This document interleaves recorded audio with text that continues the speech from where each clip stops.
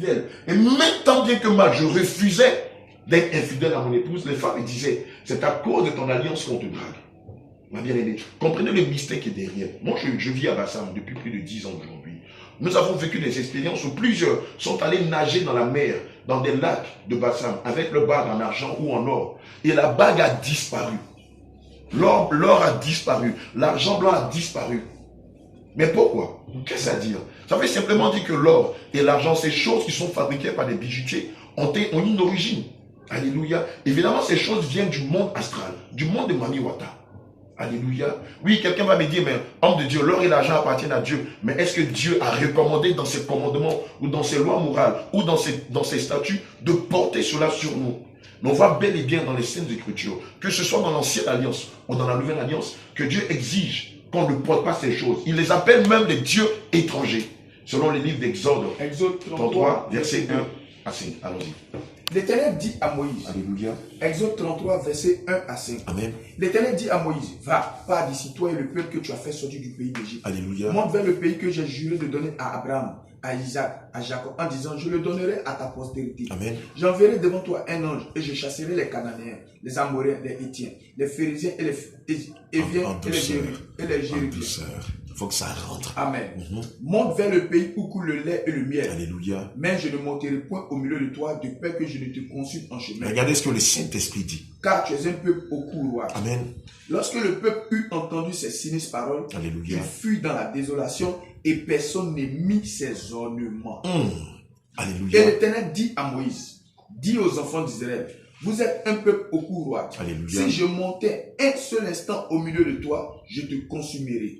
Ôte maintenant tes ornements de dessus toi et je verrai ce que je te ferai. Amen. Les enfants d'Israël se dépouillèrent de tous leurs ornements en s'éloignant du mont Horeb. Amen. Alléluia. Lorsqu'on prend le sens de ornement, c'est tout ce qui sert à enjoliver le temple du Saint-Esprit. Amen. C'est un peu comme quand vous prenez un car qui vient de sortir d'usine, qui est tout beau, et puis le propriétaire décide de l'emmener chez un mécanicien, dans le but d'enjoliver les pneus, d'enjoliver la peinture, la carrosserie et tout ça. À la longue, ça finira par devenir laid. Ça n'aura plus cette beauté-là.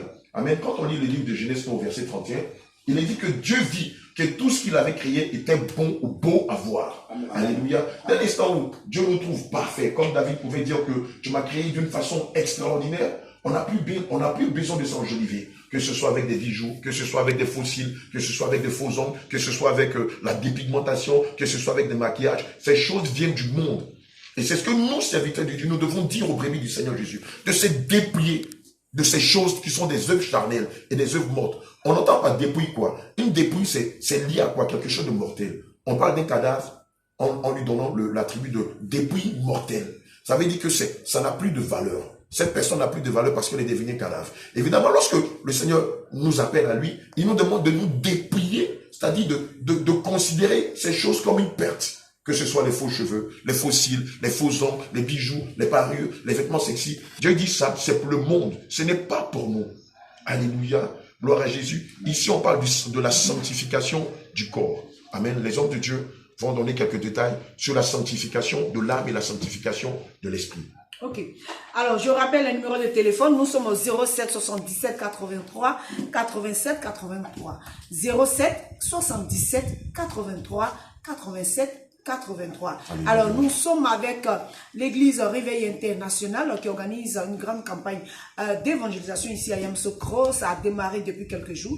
Aujourd'hui, vous aurez droit à une grande veillée de prière, mais d'ici là, il nous donne toujours l'occasion de comprendre et de mieux savoir certaines choses. Nous parlons bel et bien de sanctification. Amen. Nous avons d'autres thèmes. Je précise que nous avons 1 heure de temps à passer ensemble.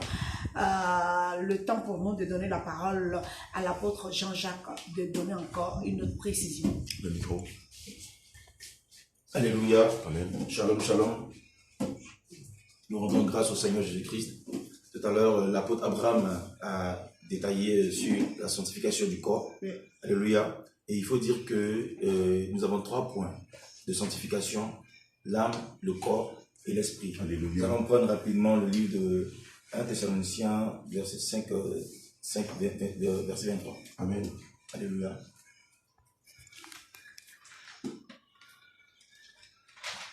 « 1 Thessaloniciens chapitre 5, verset 23. Alléluia. Que le Dieu de paix vous sanctifie lui-même tout entier, et que tout votre être, l'esprit, l'âme et le corps soient conservés irrépréhensibles lors de l'avènement de notre Seigneur Jésus-Christ. Amen. Amen.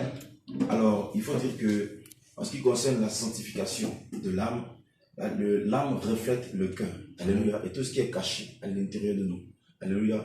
Et en parlant du cœur, on pourrait dire, le Seigneur avait envoyé Samuel pour choisir l'un des fils d'Isaïe. Alors, lorsqu'il part, il voit un enfant, il voit les fils d'Isaïe, alléluia, qui sont tous grands, bien trapus et tout ça. Mais lorsqu'il arrive, il dit, mais le Seigneur m'envoie pour chercher, pour établir un roi ici, dans ta maison. Alors, Isaïe sort tous ses enfants, mais parmi eux, il n'y a aucun. Alléluia. Le Seigneur dit, ce ne sont pas eux.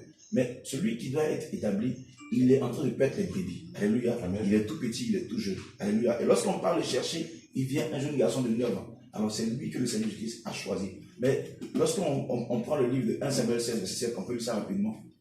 On va comprendre certaines choses. Est-ce que plusieurs personnes font un peu la différence sur ce verset en ce qui concerne le cœur de l'homme? La confusion qui règne. 1 Samuel 16, verset 7. Le micro pour lui. Alléluia. 1 Samuel 7, verset 16. 1 Samuel chapitre 16, verset 7. Alléluia. L'Éternel dit à Samuel, ne prends point garde à son apparence et à la hauteur de sa taille, car je l'ai rejeté. L'Éternel ne considère pas ce que l'homme considère. Mais celui qui marche dans la sagesse sera sauvé. Alléluia. Évidemment, l'homme de Dieu vient de le dire.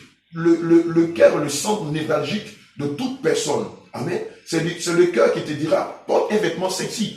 C'est le cœur qui te dira, mets de faux ongles. C'est le cœur qui te dira, mets de faux cheveux. C'est le cœur qui te dira, dépigmente-toi. Non, ce n'est pas Dieu. Ce n'est pas une recommandation divine. Elle est charnelle. Or, nous savons tous que les œuvres de la chair sont contraires aux œuvres de l'esprit.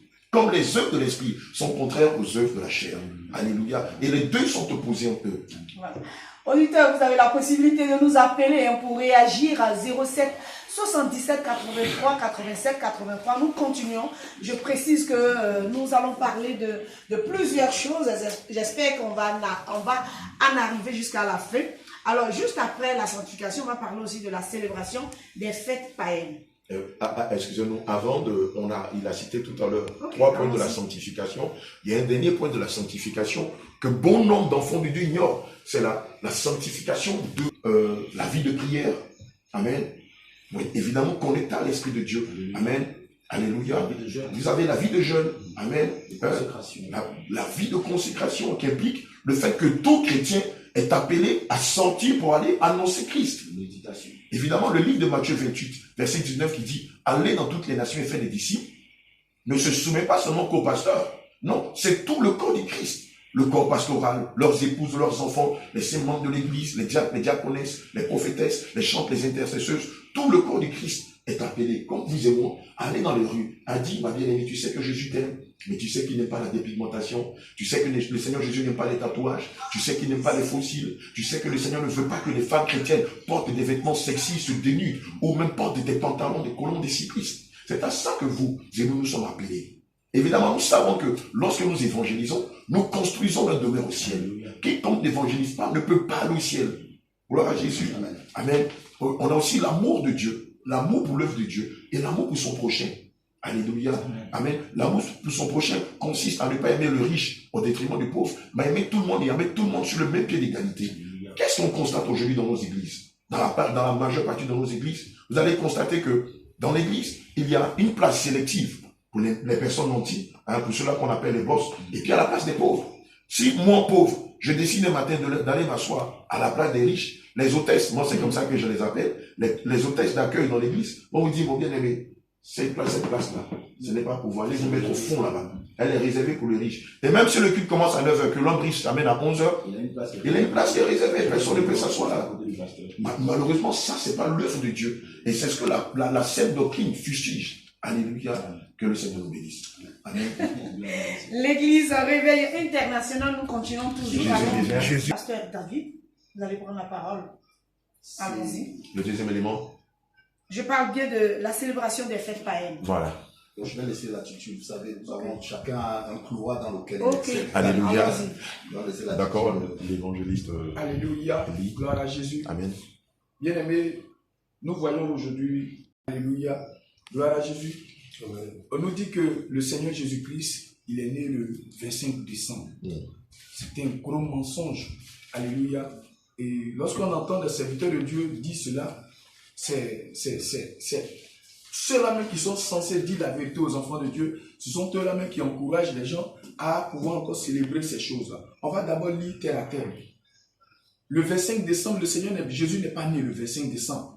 Et cette fête n'a rien à voir avec le Seigneur Jésus-Christ. C'est une fête démoniaque. Oui, bien aimé. Alors le Seigneur ne veut pas qu'on l'associe à un mensonge. Dieu dit qu'en lui, il n'y a ni ombre de variation. Dieu ne veut pas qu'on l'attribue quelque chose qui n'est pas à lui. C'est pourquoi il met en garde tout homme de Dieu. Dans le livre d'Apocalypse chapitre 22, verset 18, qui dit « Je déclare quiconque attend les paroles de la prophétie de ce livre. Si quelqu'un ajoute quelque chose, Dieu dit qu'il va le frapper. Et si quelqu'un retranche, Dieu aussi va le retrancher. Il va retrancher sa part à l'arbre de vie. » Alléluia. Donc nous, notre devoir, en tant que serviteurs de Dieu, nous devons obéir à la parole, à la sainte doctrine, telle que le Seigneur nous l'a recommandé. C'est pourquoi le Seigneur dit dans le livre de 1 Corinthiens, chapitre 15, verset 1, je te donne les commandements de respecter ma parole telle que je te l'ai prescrite. Si tu te détournes autrement, tu auras cru en vain. Alléluia. Alléluia. La fête de Noël ne doit pas être célébrée par un chrétien. Le chrétien ne doit pas célébrer cette fête parce que nulle part dans les Écritures, il n'est mentionné que les apôtres ou les prophètes avant eux ont célébré cette fête. Nulle part dans les Écritures. La fête que nous devons célébrer, c'est la Pâque. Alléluia. Et la Pentecôte. Amen. Alléluia. On va ajouter ça avec quelques passages bibliques. Et d'abord, voir cela. Alléluia. On peut prendre Exode 12, versets 1 à 14. Oui. Je lis la parole de notre Seigneur avec grand respect. Amen. L'Éternel dit à Moïse et à Aaron dans le pays d'Égypte, ce mois-ci sera pour vous le premier mois de l'année. Quel est ce mois qui est le premier mois de l'année? Il sera pour vous le premier mois de l'année. Parlez à toute l'assemblée d'Israël et dites, le 10e jour de ce mois, on prendra un agneau pour chaque famille, un agneau pour chaque maison. Si la maison est trop peu nombreuse pour un agneau, on le prendra avec son plus proche voisin, selon le nombre des personnes.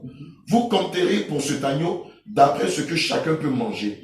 Ce sera un agneau sans défaut, mâle, âgé d'1 an.